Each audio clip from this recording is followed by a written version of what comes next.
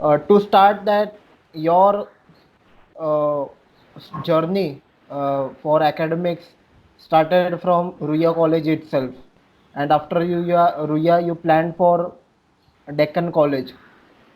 Did it was in your head that you wanted to go in Deccan, or you wanted to opt for history, or circumstances decided? What was all the thing regarding your academics, your journey till Deccan? Yes, so first of all, a very big thanks to you for giving me this platform to express. So my journey it started in Ruya by I started by taking opting for the art stream, and then during that time when I was in first year of BA, that time we had the course of heritage management, and under this as a visiting faculty we had Dr. Kurushev Dalal. So that was the first meeting, and Kurush Dalal he had been teaching with University of Mumbai, and under that there had been the Center for Extramural Studies, where they had been conducting certificate courses in ancient India and archaeology. And he had come to Ray College, and during that time we had talk, and he told that university runs this type of courses. And that time we had adopted, like he said that you could go for classes, it was already on all the Sundays. So me and we had some of my friends who decided that we would be joining. So when I was in second year of my BA, that time I joined the course of AIACS, which is Ancient Indian Arts, Crafts and Science, and you had many of visiting faculty from very renowned universities, and everyone who had come, especially from Deccan College, who had come. And later in third year, I had opted for the basic archaeology course. And during that time, we had been to a place which is known as Chandore.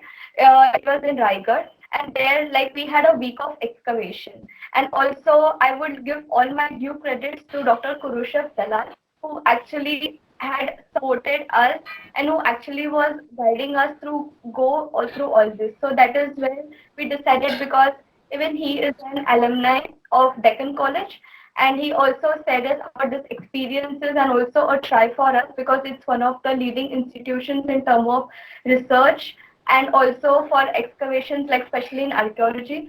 So it was because of him, and also the interest that he showed his teaching methods and many of the stuff that the center gave us. Because of that, we decided to go for this Deccan College. And this is not like a individual decisions. We had batches of people who had joined their colleges, and we had good seniors who would give us a lot of experiences about the college, and that's how my journey started for Deccan College. Before opting for Deccan College, I have also seen that you did courses of archaeology, a 3 month certificate course, and after that, extramural studies course also regarding archaeology. When you opted for archaeology, what was the motivation thought in your head that pushed you, that suddenly it said, okay, go now, just pay the fees, give attend the course, and you must go for it? What was the thought process? Because I was always into history, I would like to read about it, but always I would be more intrigued by how the material facts they support it. For especially when we speak about many of the smallest raw material, like the terracotta or the stuff with which we make the final product. It is really shocking that how the old things they have been supporting till now the new evidence, the old studies, till today the present, how they haven't been hand with hand, and also been helping us to reconstruct the past life phase. So that was one of the reasons why archaeology had been, because we completely believe in material evidences, and that was the reason. Okay, moving ahead, when you were in Deccan College for 2 years, you were doing your masters in archaeology and along with one more course. What was the environment there, and what many things you saw there? Be it education, be it about politics or students' union. Along with that, what were the best facilities that you experienced there? Infrastructure, especially. So definitely it has one of the most like not just pleasing but a aesthetic one for study, considering it as one of the more like the best environment for study. We are having like a very big vast ocean, like oceanic, almost a gigantic collection of books over there. And one of the plus point over going there is like we have students not only like from Mumbai or from Maharashtra. We have like a pan Indian, or rather you can say at a pan global level. We have some people from Sri Lanka, we have some people from like Iran, like etc. And also because of that, our exposures were more like about the cultures, about talking, and a lot of things. And somewhere also talking about the teachers, they each and every teacher have been very supportive. They were not apart from their timing of their professional timing, they were accessible throughout whatever problems we had, anything. And apart from that, it was not only a research institute, but it was somewhere we had a lot of things. Like we had many celebrations, we have sports day, we had many memorial lectures. Then also we have been inviting students from like Sri Lanka. We had some students to come for courses, many collaborations, and a lot of things. Because of us, we are not only growing as a student, but also as a researcher. At a young age, we had excavation, a lot of field trips. So any of the subject that we had, like for example, in the second year, I opted for Iron Age. So in that, the head of the subject in charge, that is Dr. Kanti Pawar. So he took us for a 4 day, like a small trip to the Vidarbha region. So because of that, not only our like subject knowledge enhanced, but also through visiting what exactly we could face more of how it is and all that. So our like imagination, our teaching is not restricted only to the four corners of the wall, but Deccan College in every subject had been instrumental completely in also going beyond the limits. Like they tried all their best. They took into care that we all are students, and they already curated the many of the trips to such extent that they were not only like they were very affordable, and also that majority of us could participate. Like there wasn't any barriers as such, like only the subject students who opted for certain particular subject only they could go for. So we didn't have any barriers or something like that, and all the teachers and everyone was very cooperative, irrespective of whatever we belong to or whatever our identity was like. As you said that students from countries like Iran, then Sri Lanka, from many countries, student came there. What was the best thing that you liked about their culture, and what was not the best thing which you didn't means you felt that okay, this is very weird or unique for you? What were those things of culture? Okay, so the thing is like I didn't have so much of interaction with them, only a little of interaction just knowing. But my this relation of people from Iran and Sri Lanka, it actually extended even till Europe that I had like some friends from there also. And I feel that unique about their culture is like especially of Sri Lanka, they say a lot of this. Like my neighbors, like where I stayed in Europe, they were from Iran, and also one of my best friends, she is Sri Lankan. So the thing is like we have a lot of similarities in the cultures. You cannot draw too much of parallels, but yes, there are a lot of parallels that you can draw between the culture. Then you can even especially with the I was really very amazed with the fact like for example the Sri Lankan people about how much they use a lot of coconut in their food. Like giving a very basic example. And it is like almost similar not only to the south of India, but also in many places like Indonesia, where I have some friends, they also use coconut oil in their cooking. And so you can see a difference, like a lot of similarities in many of the cultures. Like Deccan College is a very prestigious college, and the whole world knows about that. But many students throughout India always feel sad about the evaluation system, that is, the exam way which everywhere are conducted. That anybody from any part of the world, if he comes here or he or anyone, he needs to memorize things and write it on paper. uh, did you, not you, but your group of students, including those who came from outside, did they find anything new in this, or is it was it a old school thing for them? Means it was in their country also that was the same thing. No, according to and whatever interaction I had, it was not so much of a difference. And whatever exams or stuff like whatever papers or questions they were asked, they were not only based something on India, they were based more on the research aptitude, where you could actually tap what goes on inside your mind. So there was not much difference made in that term. Okay, means it was more research oriented. The questions which were kept that decided that made sure that your research mind came on paper. Means you will be able to read in between the line things. So it was like that. If Yes, I am definitely. wrong, you can Like, correct me. yes, Okay. definitely. Going. Like when it comes, yeah. Okay. So Then separate. yes, yes. Speak. So when it like exam oriented, so the thing was we were not only as only what was taught for us in the classrooms. We had some more things even beyond the classrooms, like somewhere, as I said, which would tap what was going inside our mind also. Like sometimes, yes, it was difficult for us, like being student, because for one topic, it made us somewhere think that it is not only what teachers teach, it is somewhere that also on personal reference, being a research student, we have to go beyond that also. So somewhere I would be like give all the credentials to Deccan College to like for helping me tap all this stuff even within myself and also to develop as a research student. You even did the documentation of paintings and engravings in Madurai, Tamil Nadu. How was your experience in Tamil Nadu? I mean, say at Madurai. What were the things that you liked, didn't like? What was your experience there?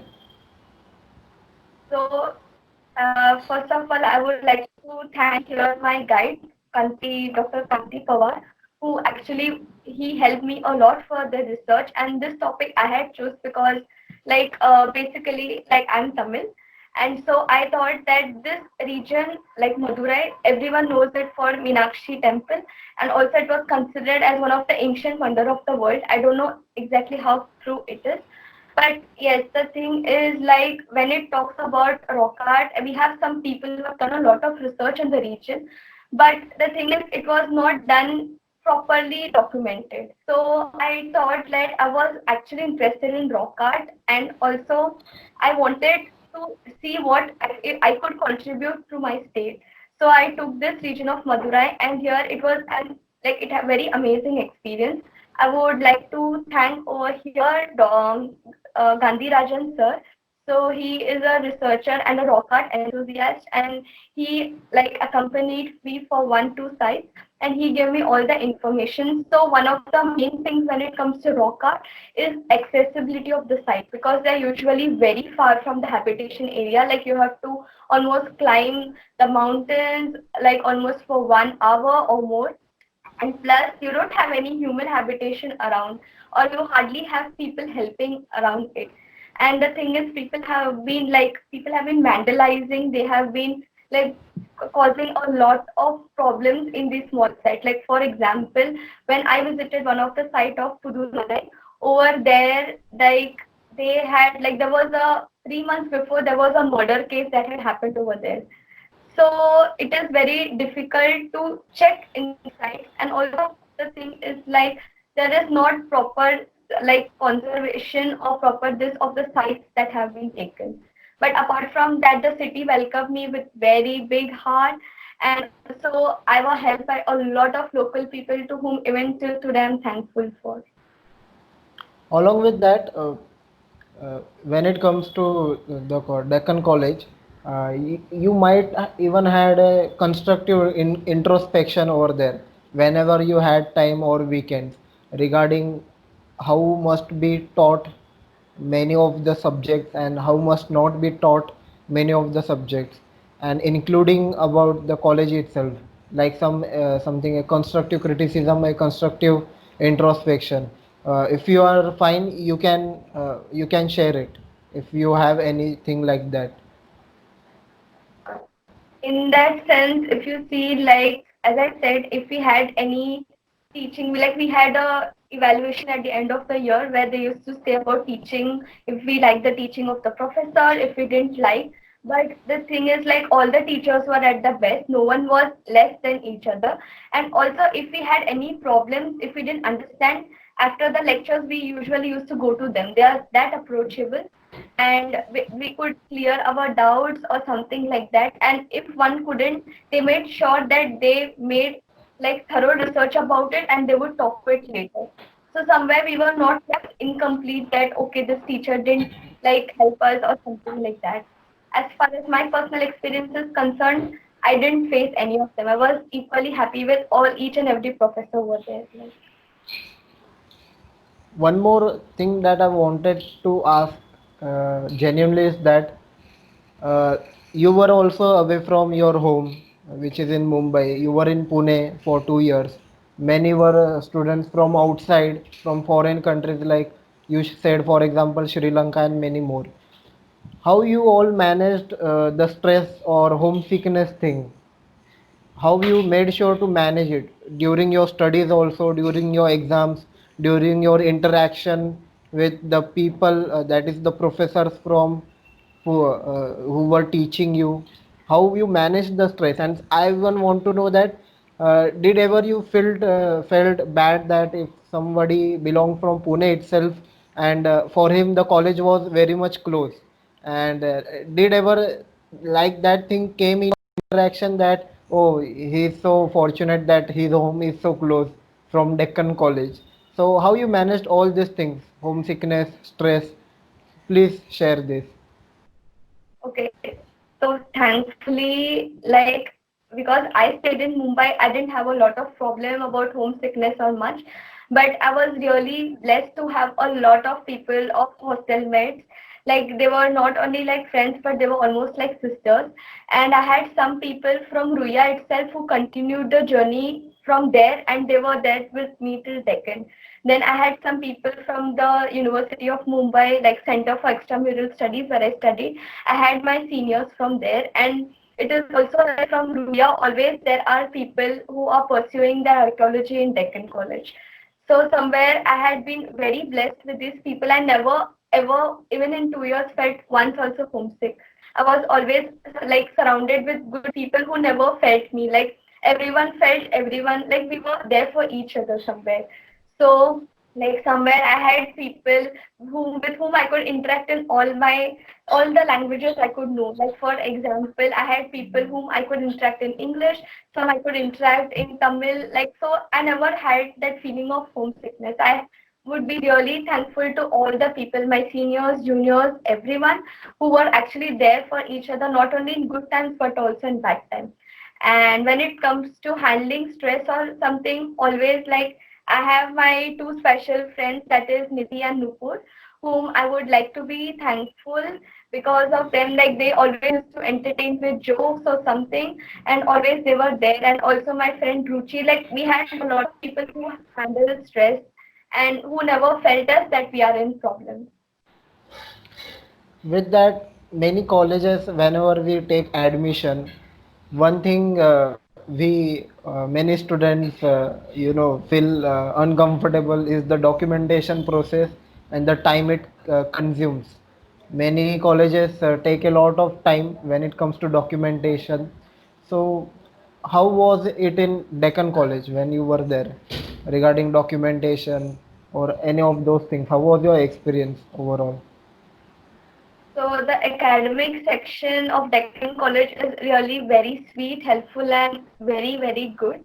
So be it like Priya ma'am or Kulkarni sir or whoever, we didn't have any problem or something. They were always there for us to help or something like that. And also we didn't have any language barrier, or not only for me but also for people who didn't know. Always they were being helpful, and even the smallest of the smallest thing, they made sure that we finished it. So never like there was any problem in the academic section that we faced. And also the academic section was sure they publish all the circulars time to time so that we didn't have any problems. So they were actually they are perfect at their work.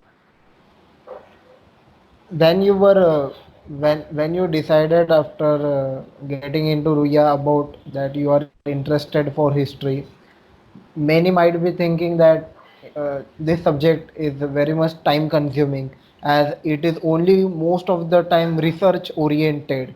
How your people, like friends who might be in engineering, might be in MBA, might be doing something well, or they even might be doing business also, how did they perceived this subject history? Because many people fear a lot about remembering dates, BC and AD, all those things. So how are you able to convince them that whatever you are gonna do now, means you were doing after in Deccan College and further, how you were able to convince yourself, and then also that yes, this is something out of box. So yes, as you say, as you said, like it's to be giving a very frank situation. What I've been experiencing outside, like people don't know what's archaeology.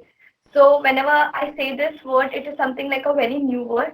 So my first 15 minutes actually goes in explaining them. So somewhere there are people who think that it's a very stupid profession because in this age where they are advancing towards technology and robotics, you see that people like us are really going backwards in digging the stuff, and people think like there is no scope. So it was not more of motivation, it was like more of demoting somewhere. But yes, I know that at the end of the day, I know what I had to. So there was nothing in the way of stopping. I had made up my mind, and someone I'm very stubborn with my decision, so I don't change it whatever it is. So these things, yes, I know sometimes you feel negative at times, but you should know what you have to do in the end. Whatever it is, yes, things do take time, definitely. But yes, if you're putting efforts, you are dedicated towards it, you know that you will definitely reach your goal someday or the other. So that's what I truly believed in. What were the uh, practical and realistic arguments that you heard from your professors and from your friends in the Deccan College itself whenever these things came to their ears, or in a informal talk? What were the defense arguments, like practical arguments they used, that motivated you and kept pushing you ahead till now? You have reached so far. What were those things? In spite, so many people were thinking that this is something very not out of box thing. What were those things? So, taking a very simple example of Deccan College itself, there were so many students every year. There are so many teachers itself over there.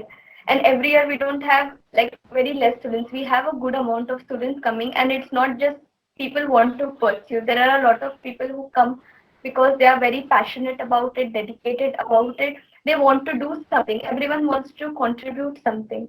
So in that case, yes, like when you see people around you, somewhere even you feel that vibes that yes, people do about it.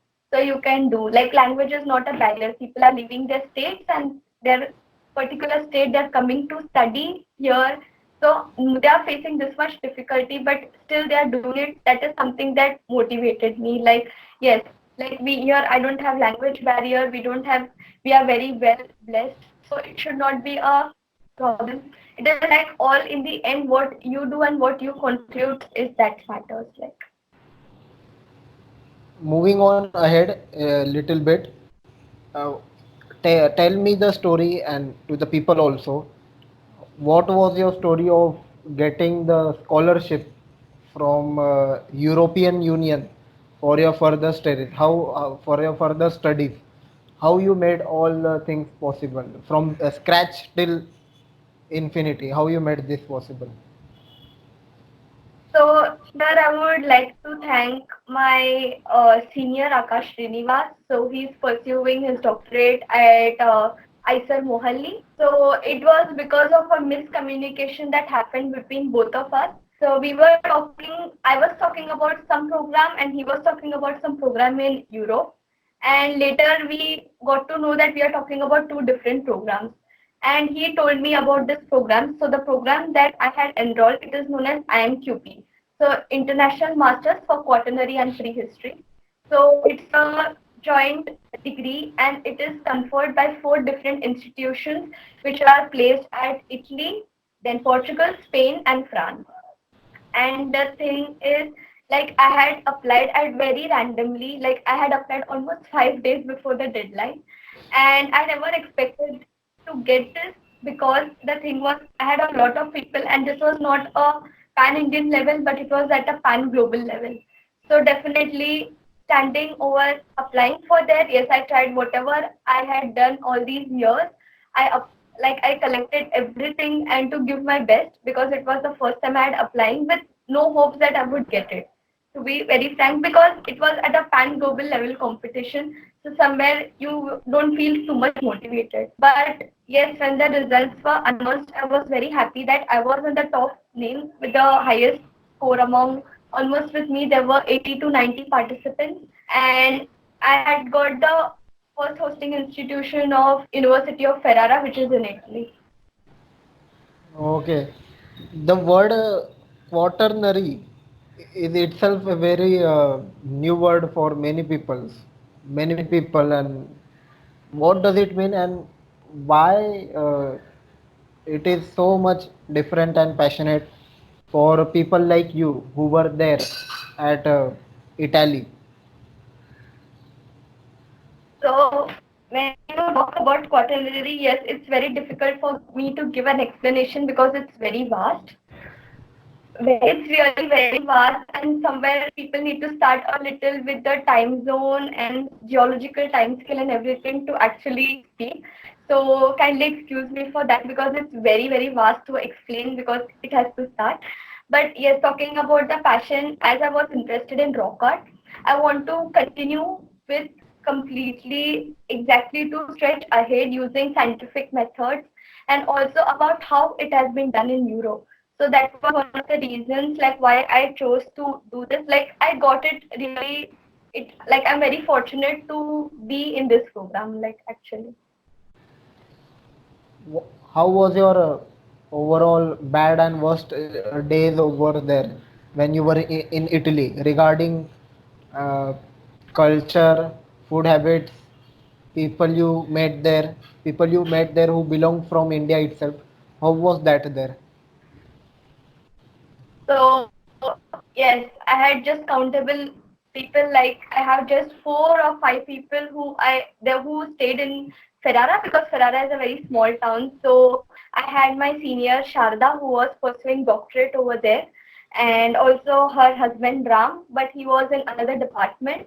Apart from that, we hardly had people. We had just 2 or 3 people who had their own jobs, so we didn't have any students or something as such from India. So it was very difficult, but yes, it was rather I would take it on a positive note because the thing is like, yes, I could learn the language because somewhere it was a necessity for me because it's a non-English speaking country. So yes, not everyone speaks English over there.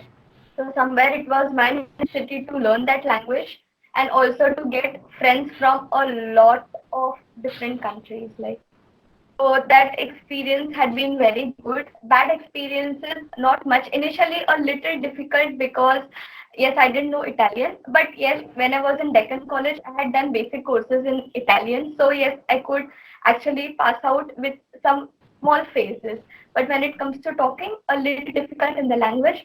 But apart for food, no, I didn't have any problem at all. And traveling also, I started very quickly at the second month I reached Italy, I started traveling and getting a lot of friends from very different countries, like from Turkey, from Bosnia. Then I had Italian friend, I had a French friend. So it was like a very nice experience, and somewhere I didn't have too much of bad. Yes, homesick a lot. I was country sick, you can say somewhere, because after I came to Europe, I started missing India a lot of things.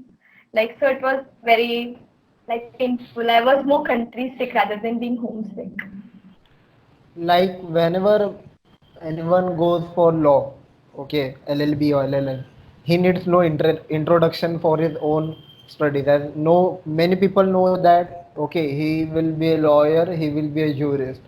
That is the specialty, that he knows the law, how to manipulate it and how to not manipulate it. When it comes to quaternary. What is the specialty of that thing? At least one specialty which you analyzed.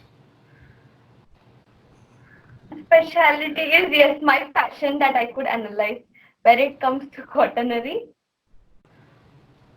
when it comes to personal level, yes, definitely. Because when it comes to academic, I think it would get very not like for lay person, it becomes very out of the box.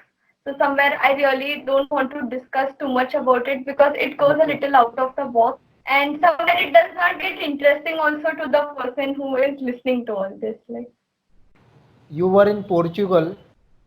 What was your observations there? What you had observations regarding? I mean, police. After that, times, especially that in India, we see that you are not allowed to go after a specific time because of security concerns. How was there it in Portugal and along with Italy or whichever countries that you were residing in Europe during your studies? How was that aspect? So when I stayed in Italy, I stayed near the police station, or you can say the police agency, where what you is known as Carabinieri.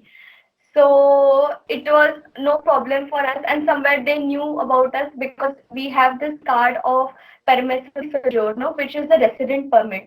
So usually you carry it with you, and also they know that we are students. Somewhere when we already make a registration over there when we reach there. So somewhere it was not very difficult for us over there. And when it comes to security, we really didn't have any problems. It was already safe, and that was one of the reasons where I could travel to how much countries I could. And also like meeting a lot of friends in different places, that was also not a problem. And also when it comes to, I was very secure from heart, and that's why I had the confidence of even traveling alone. And when it comes to like Portugal, I stayed in a very small village which is known as Massau. And also there also we stayed near the police station again. So somewhere like that already gives a little confidence of not having any crimes around. And also people around me, I think I'm very fortunate to say that no one made me feel insecure. Somewhere I was completely secure, like I was not insecure. How your parents, friends from India perceived uh, that you were far so much from them? How was their experience when they were in India and you were so abroad and so far from them? How they felt about you? How was their interaction with you? What were the experiences that they uh, felt when you were far away from them? So yes, my friends, I realized this life lesson that how true friends actually value you. You actually get to know. I learned this lesson of friendship when I went far away. I realized like distance does not matter actually, and you come to know who your true friends are, who approaches you when you reach some level. Definitely, many people were proud of me, but you, on the other hand, come to know people who are jealous also somewhere, and also like people who truly stand for you. And my parents and my some of my like close friends, they were definitely happy. They were proud of the fact because I'm somewhere representing India. So it was my teachers, everyone was very happy with the decision somewhere. But yes, like my friends about celebrating birthdays or like festival like Diwali or stuff, they were feeling a little bad that yes, I was far away. But apart from that, yes, they knew that I would come back soon, and they were accepting this decision that somewhere like life has to go on, and this type of opportunity is very difficult to get again.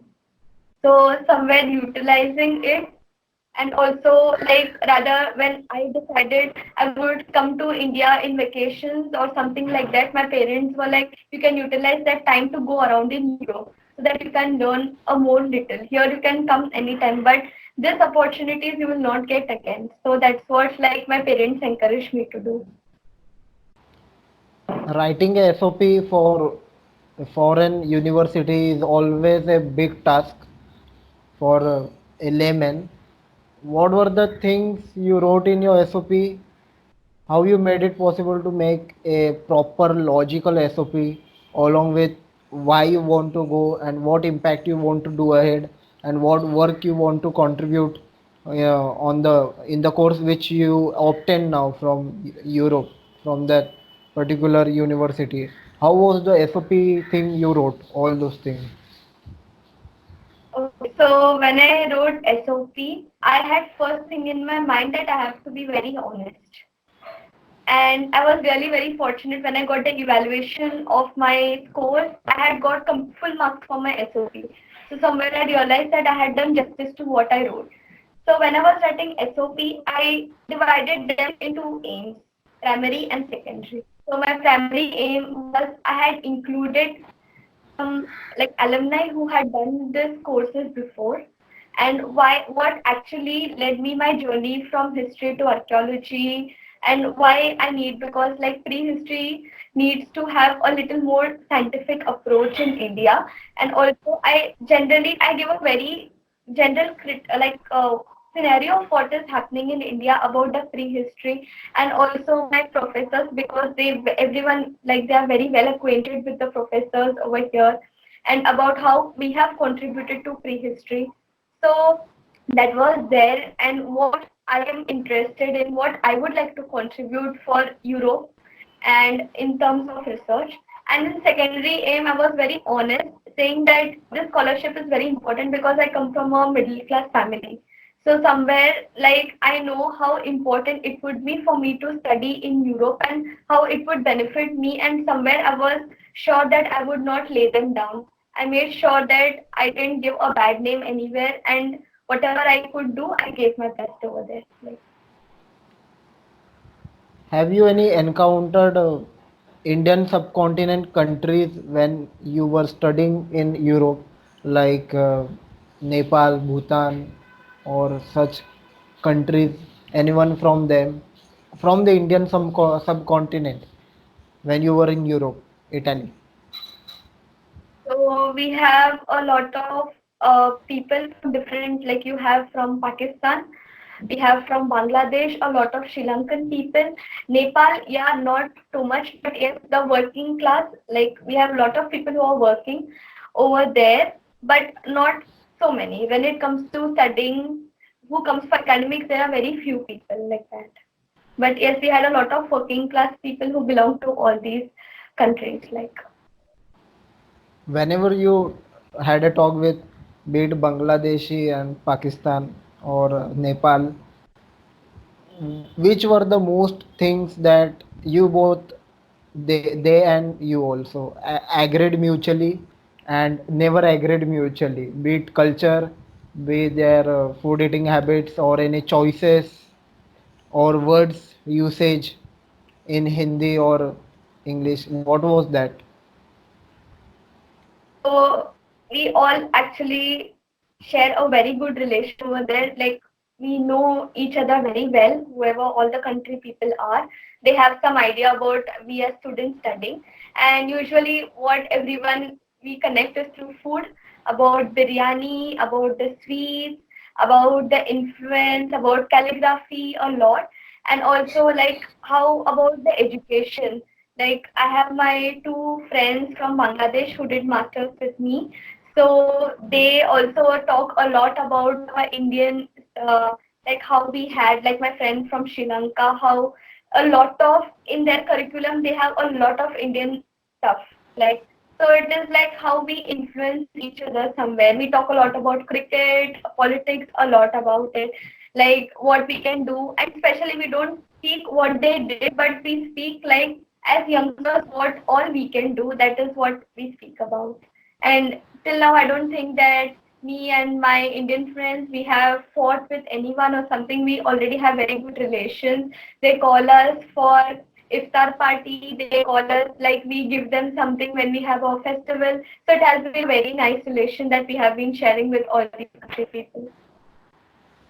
What were the things that you discussed on politics when with these people from Indian subcontinent countries? Okay, so some of the people like they were praising our PM for the demonetization about the corruption. Like they were saying that that is one of the way of taking some black money out.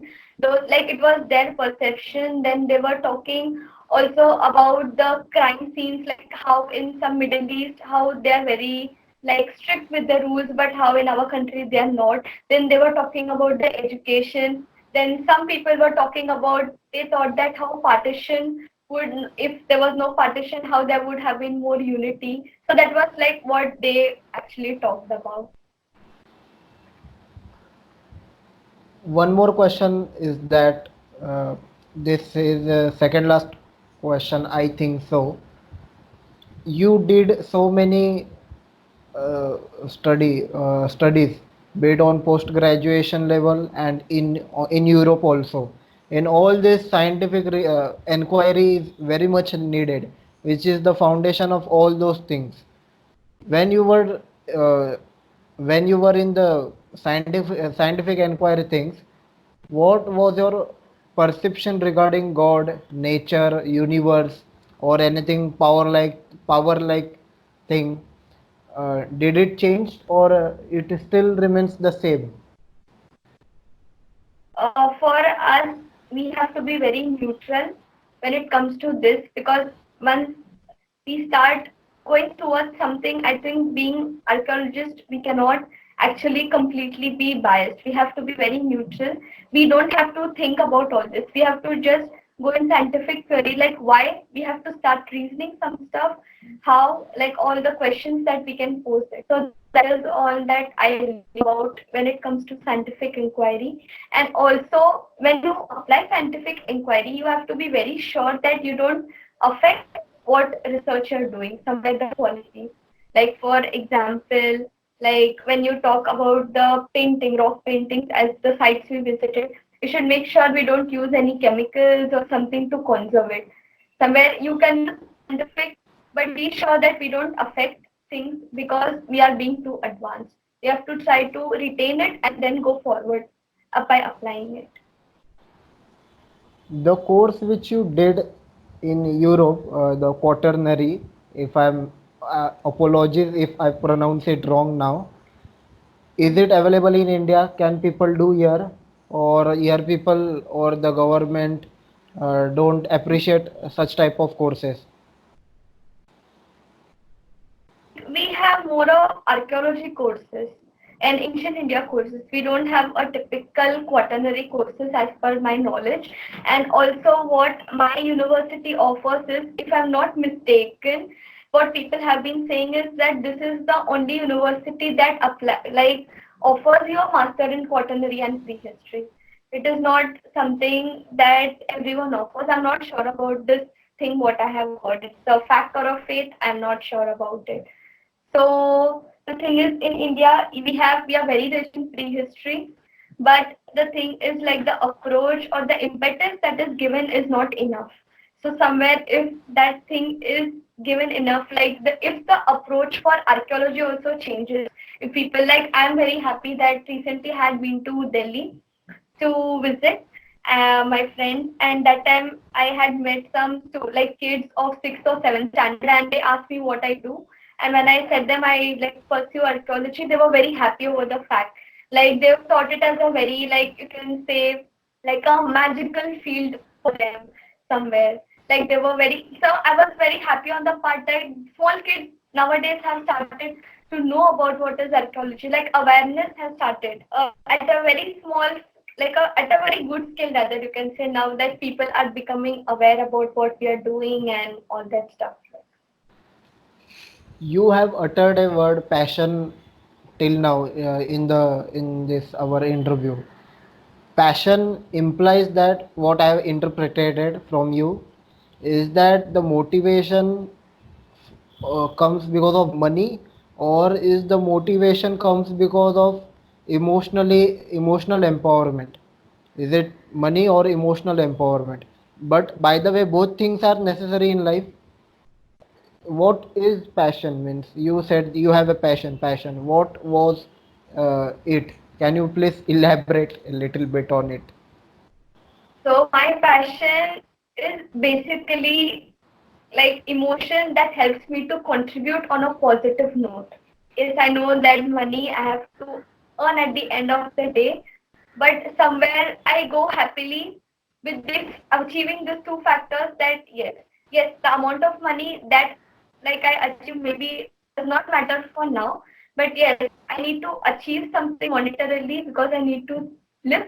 And also at the end of the day, I'm happy that I've contributed something for the society. That's what matters, and that's what is passion for me. Okay. One more thing, when right now, as you said that you feel satisfaction that you are going to contribute in the society itself. What are the few elements of the studies? I mean, archaeology, anyone can understand that yes, this is archaeology, it is something they have heard. But be it prehistoric or quaternary, what are the things from these two topics that you feel that society must accept and they it will make their life easy? Anything, whatever you feel, any random things from these two. Like prehistory, like as I've been like studying on rock art, I think that that can be given a little more impetus somewhere, like about the approach or about the study. About I would be happy if people would like to collaborate on a bigger scale with other institutions where we have advanced studies. Like you have Australia, you have USA, you have Europe, where they have advanced a lot scientifically, or some other also Southeast Asian countries, like basically not rock art but art, like symbolic art, as you say, like you have the famous Venus figurines or something like that. In that small mobiliary art also, but whatever expression, because art is basically a form of expression. So somewhere I would feel that if this one is not, this is not somewhere as performing art also. This is something that has been going from the evolution, like since the cognition of the man works in expressing all these things. If till today it has been contributed, till today we make drawing, till today we paint. So if this thing people would try to connect, that would be really amazing regarding the prehistoric art.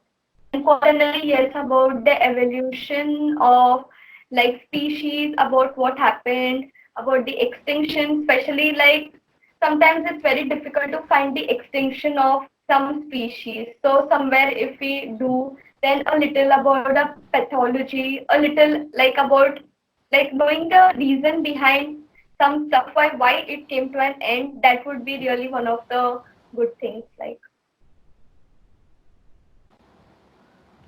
In rock art you have explored many types of art which were which existed from many thousands of years. While exploring those arts, what was the psychology that you got about these people who made the art? What was their psychological thought process? Did you understood anything like that on them? it's like some of them, yes, we could like try to understand. Like for example, like in one site only we have got two different type of animal drawings. So you can animal paintings. So we have one which was very detailed with the anatomical detail, like with anatomical features, and one that was very simple. So you can draw a very simple comparison that were two different time scales. Then you can see about human figures that were drawn, some of them which were drawn with weapons, some of them which you had many abstract figures that you couldn't draw.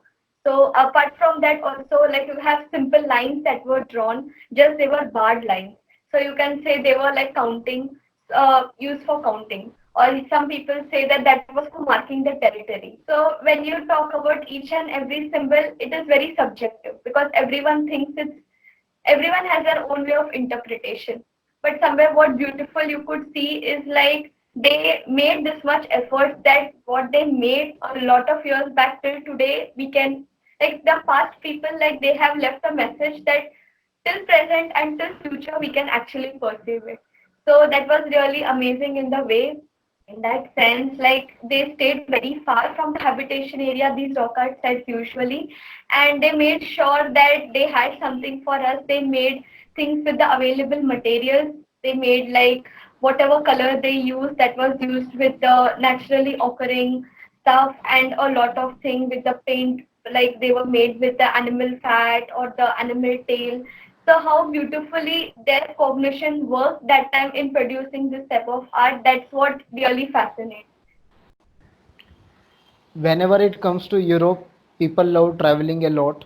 What was your experience of traveling in Europe in so many countries?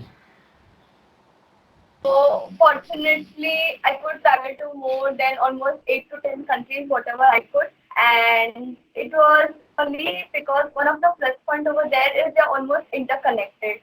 Like you have very good amount of, you have either buses or you have the flights, which actually are not, the flights are not so expensive, and you can travel. And also one of the thing is like we have the youth, like um so unless the age of 26, you are considered as youth. So in majority of the places, like in museums or palaces or many things to visit, you have this concession. So somewhere you can avail this concession when you are like in Europe. And also apart from that, you have a lot of hostels where you have like very accommodation at very affordable prices. You have students hostels. Then you have even like good amount of, like actually you can have food at all the prices, like you have low prices. Then somewhere you have this concept of caritas where you they offer you free food that is considered. Then also you have a lot of things that you can do over there when you go to travel. Like for example, like last Christmas I was in Prague. I was just celebrating, visiting all the Christmas markets and stuff like that. And also like you can experience a different local cultures when you go to small places. And it's a, like apart from that you can buy a souvenir, then you can visit many unexplored places without any fear. You can meet a lot of people different because people travel a lot, and there is no, as I said, there is no fear or something, like you just need to have a big heart and open mind to travel all these places. So thank you so much for giving your essential time for Women Matters. Have a great day, including people you too. Thank you. Thank you.